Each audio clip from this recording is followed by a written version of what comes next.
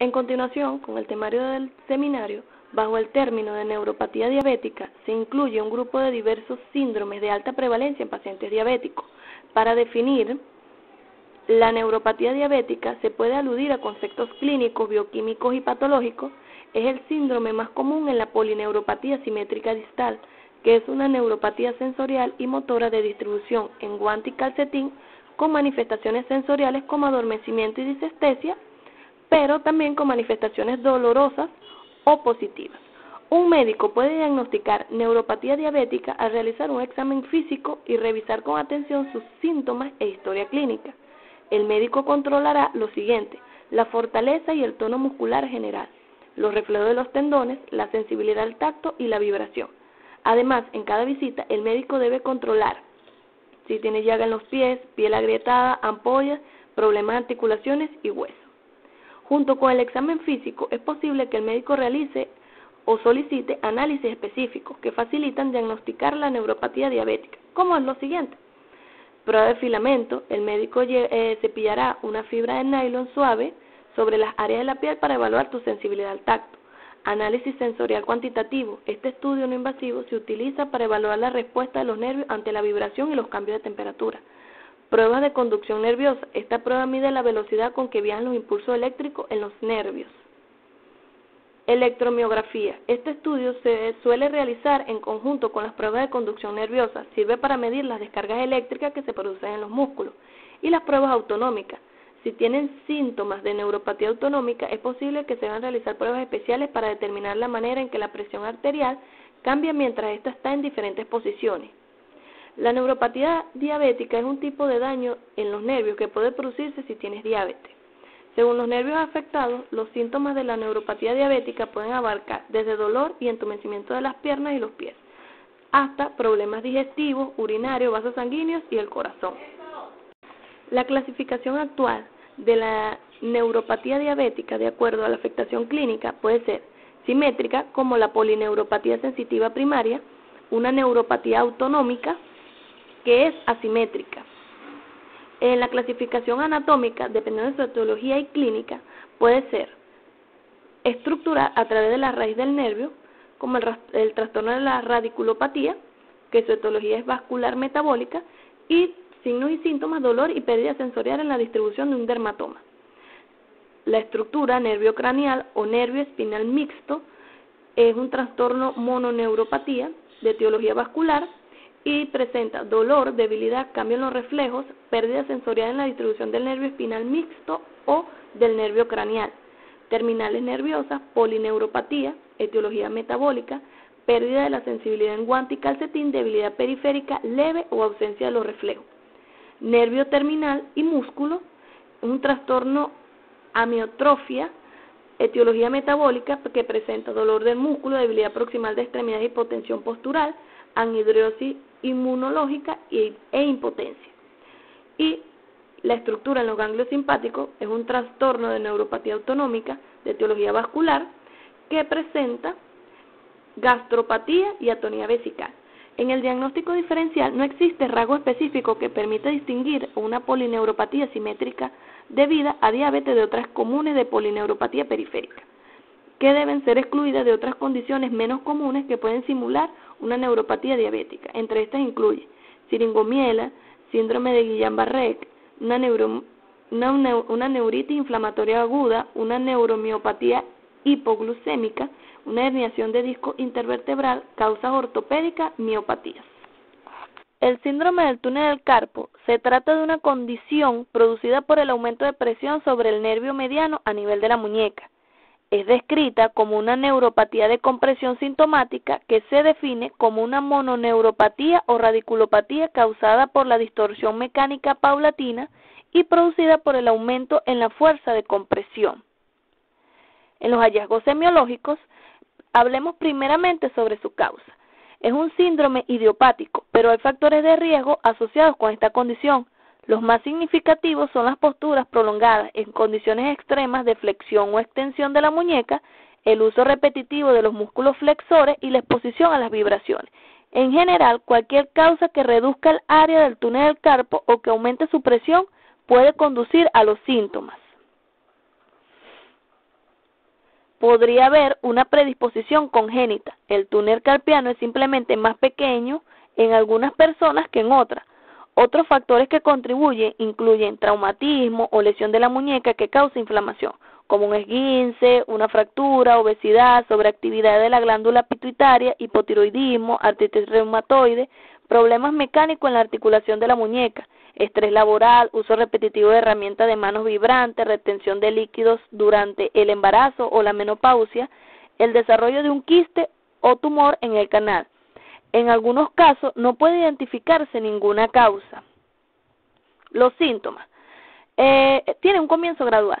El paciente puede expresar que siente ardor, hormigueo frecuente, entumecimiento con picazón en la palma de la mano y los dedos. A menudo los síntomas aparecen primero en una o ambas manos durante la noche.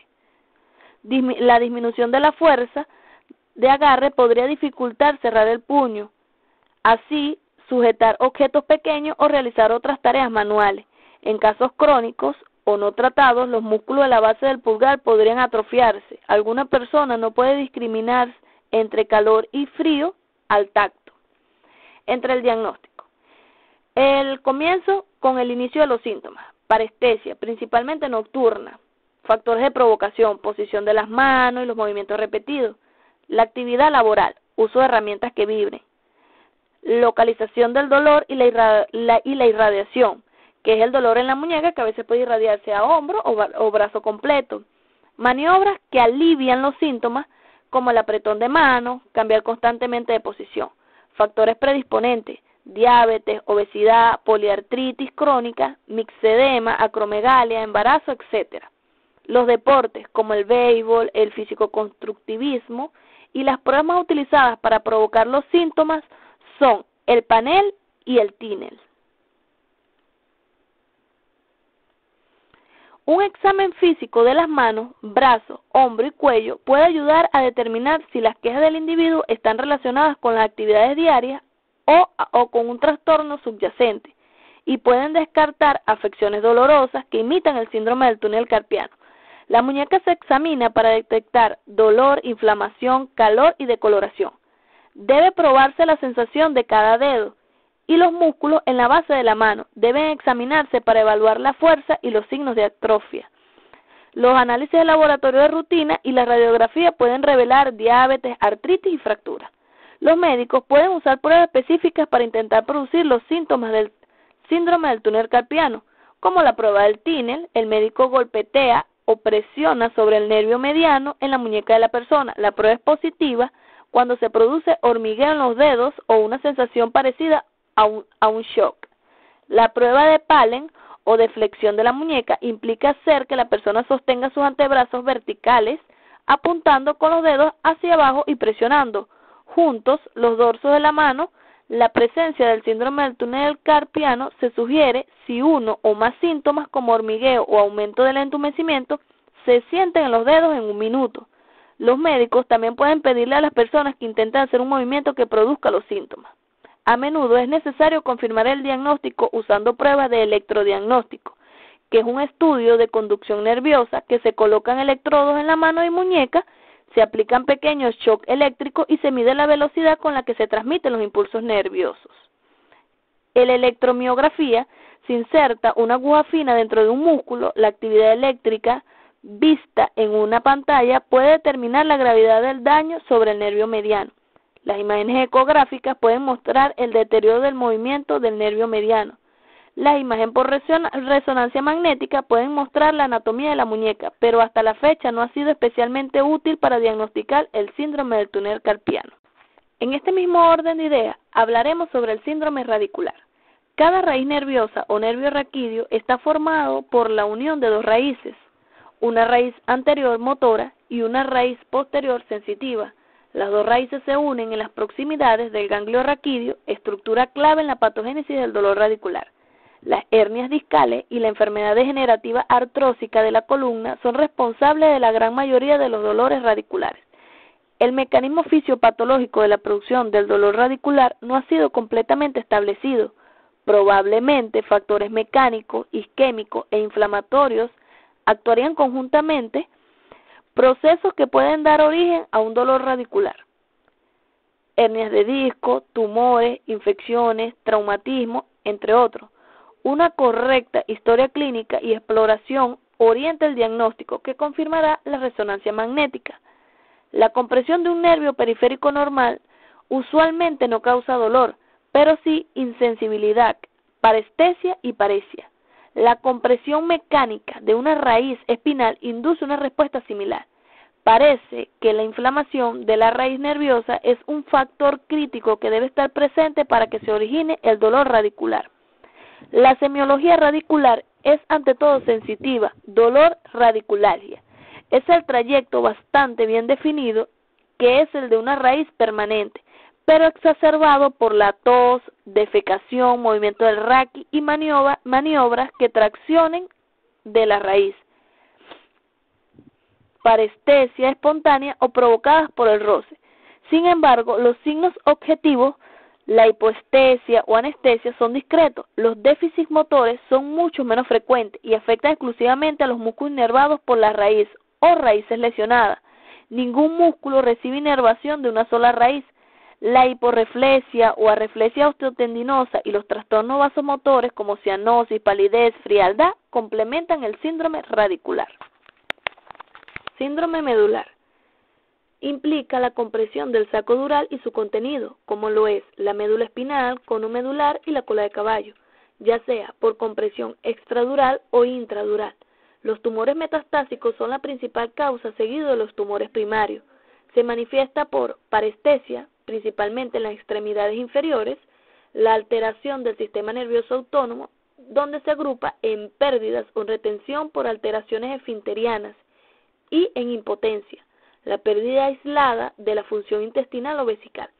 Se exacerba con los movimientos y las maniobras de Valsalva, simulando una enfermedad discal degenerativa, pero se diferencia de esta en que no mejora con el reposo en el decúbito y sí al incorporarse.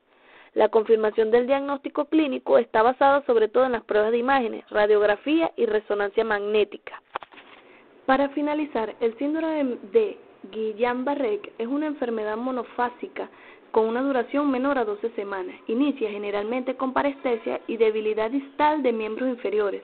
La progresión de la debilidad es ascendente y variable, pudiendo comprometer los miembros superiores, el tronco, la musculatura facial y la orofaringe. En casos severos hay compromisos respiratorios que requieren manejo ventilatorio. Presentan dolor que se manifiesta con parestesia, disestesia, dolor lumbar, mialgia y artralgias. Puede existir compromiso de pares craneales o nervios periféricos. Ocasionalmente hay signos meningios por el compromiso radicular a diferentes niveles. El compromiso disautonómico incluye arritmias cardíacas, la habilidad de la presión arterial, respuestas hemodinámicas anormales a drogas, disfunción pupilar, diaforesis, retención urinaria por compromiso de esfínter externo uretral y disfunción gastrointestinal. El comienzo de la recuperación ocurre entre 2 a 4 semanas, las secuelas son menores y el pronóstico es mejor. Entre sus variantes clínicas encontramos el síndrome de Miller-Fisher, que se caracteriza por aparición aguda de oftalmoplegia, hipo o arreflexia, ataxia y temblor con clínica que dura varios días o semanas. Y el síndrome de Guillain-Barré, que es la neuropatía sensitiva aguda que se caracteriza por pérdida sensitiva, arreflexia, hiperproteinorraquia y disminución de la velocidad de conducción. La poliomielitis craneal incluye la presentación de parálisis de múltiples nervios craneanos, sin compromiso del primero y segundo par. La disautonomía aguda se manifiesta con la aparición de trastornos autonómicos difusos con leve compromiso motor. El síndrome de Guillain-Barré con encefalopatía cursa con las manifestaciones clínicas básicas y además muestra síntomas encefalopáticos y del tallo cerebral. Otras variantes afectadas son las faringocervicobraquial y la paraparética. Los criterios diagnósticos para el síndrome de Guillain-Barré típico son debilidad motora progresiva de más de un miembro, arreflexia o hiporreflexia marcada, características que avalan firmemente el diagnóstico, progresión a lo largo de los días o semanas, relatividad simétrica, pérdida leve de la sensibilidad, Comienzo con dolor o malestar de una extremidad, compromiso de nervios craneanos, comienzo de la recuperación a las 2 o 4 semanas de detenerse la progresión, trastorno funcional autonómico, ausencia de fiebre al comienzo de la evolución, aumento del nivel de proteínas en el líquido cefalorraquídeo una semana después de la aparición de los síntomas, electrodiagnóstico anormal con conducción más lenta u ondas F prolongadas.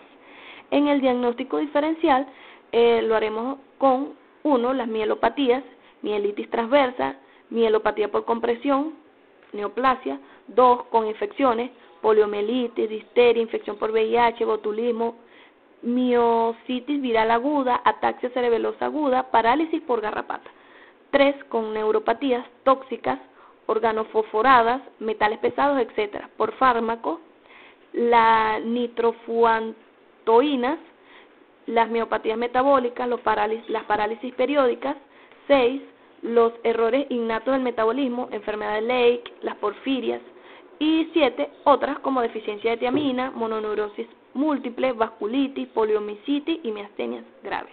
Muchas gracias.